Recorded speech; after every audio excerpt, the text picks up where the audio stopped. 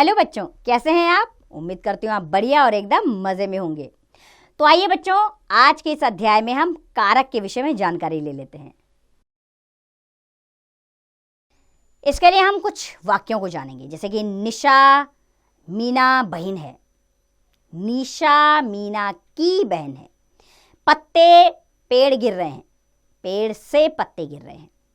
माँ अपने बेटे खिलौने लाई, माँ अपने बेटे के लिए खिलौने लाई। तो बच्चों, इसमें हमने पहले जो वाक्य पढ़े थे वो कारक के अलग थे, उसके अंदर कारक नहीं था, और जो दूसरे वाक्य हमने पढ़े वो कारक के साथ थे।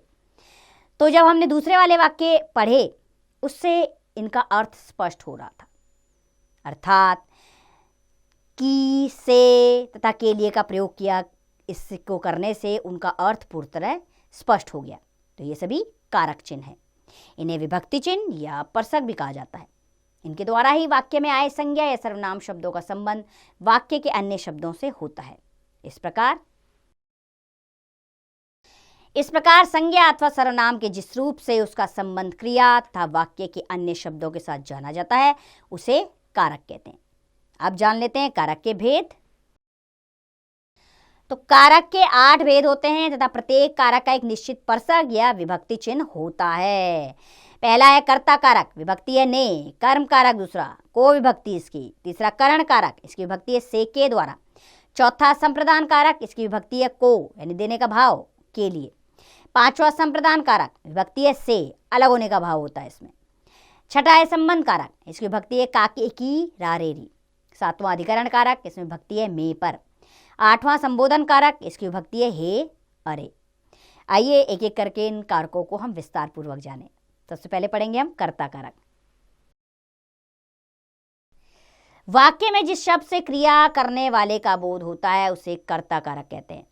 जैसे लक्ष्य ने चाय पी, प्राची ने पुस्तक पढ़ी। तो पहला वाक्य है लक्ष्य ने चाय पी। इसमें प्रश्न, किसने चाय पी? उत्तर, लक्ष्य ने। दूसरे में प्राची ने पुस्तक पढ़ी। इसमें प्रश्न है जैसे किसने पुस्तक पढ़ी? उत्तर, प्राची ने।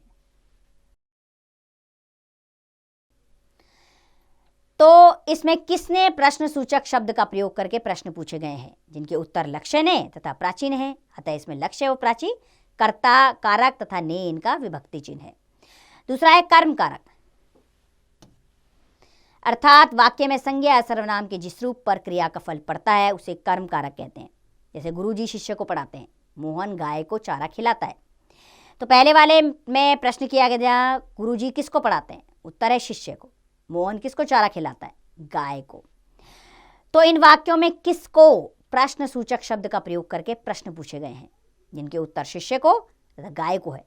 अतः इनमें शिष्य व गाय कर्म कारक तथा को इनका विभक्ति चिन्ह है। तीसरा है करण कारक। तो बच्चों, वाक्यों में कर्ता जिस साधन के द्वारा क्रिया संपन्न करता है उसे करण कारक कहते हैं। जैसे पिता ने पुत्र को डंडे से पीटा। तो प्रश्न है पिता ने पुत्र को किससे पीटा? अर्थात उत्तर, डंडे से। सृष्टि ने पेंसिल के द्वारा पत्र लिखा। तो सृष्टि ने किसके द्वारा पत्र लिखा? पेंसिल के द्वारा। तो इन वाक्यों में किससे किसके द्वारा प्रश्न सूचक शब्दों का प्रयोग करके प्रश्न पूछे गए हैं, जिनके उत्तर डंडे से तथा पेंसिल के द्वारा हैं।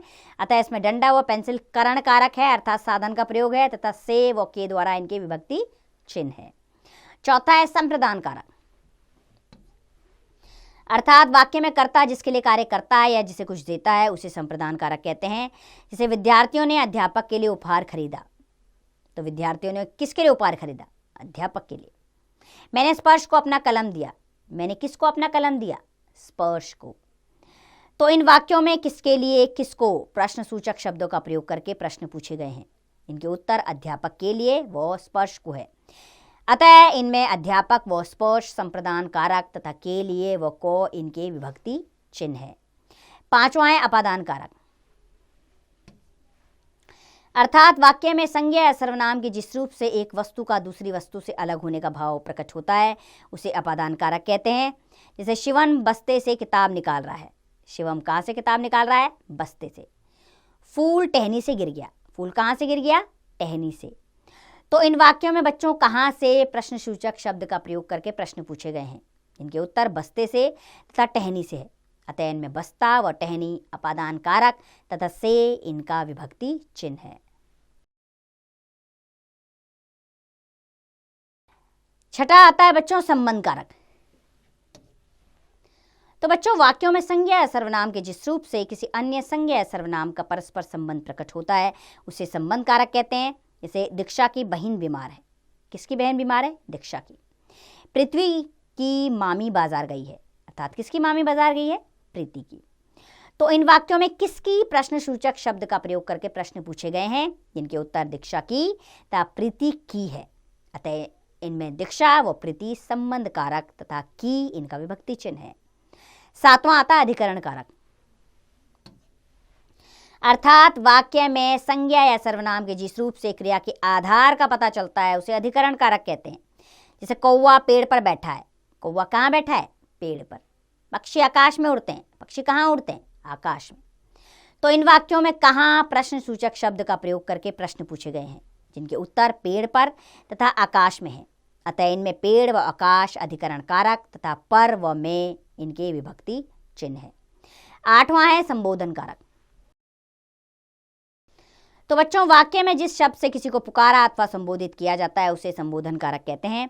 जैसे अरे सिद्ध इधर आओ, हे राम हमारी रक्षा करो। उपरोक्त वाक्यों में अरे सिद्ध तथा हे राम संबोधन कारक है तथा विस्मयादिबोधक चिन्ह जो एक लाइन और नीचे डंडा होता है इनका विभक्ति चिन्ह है।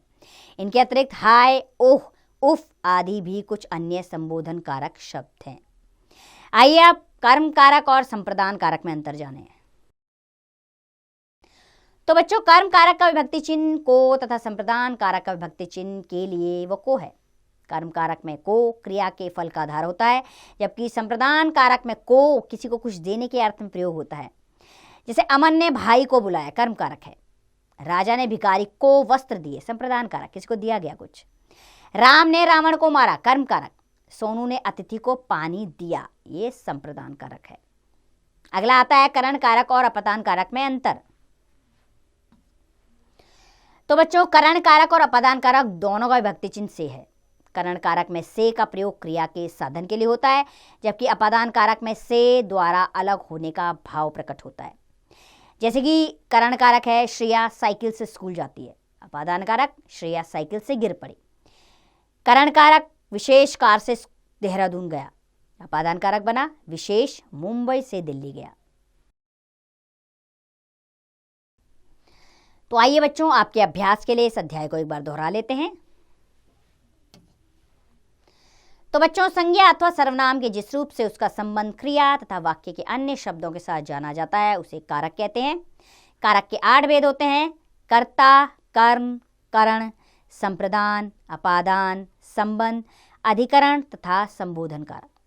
और करण कारक में से का प्रयोग क्रिया के साधन के रूप में होता है, जबकि अपादान कारक में से द्वारा अलग होने का भाव प्रकट होता है। तो उम्मीद करती हूँ आपको कारक अध्याय अच्छे से समझ में आया होगा। अब इसका अभ्यास कार्य आप स्वयं कीजिए।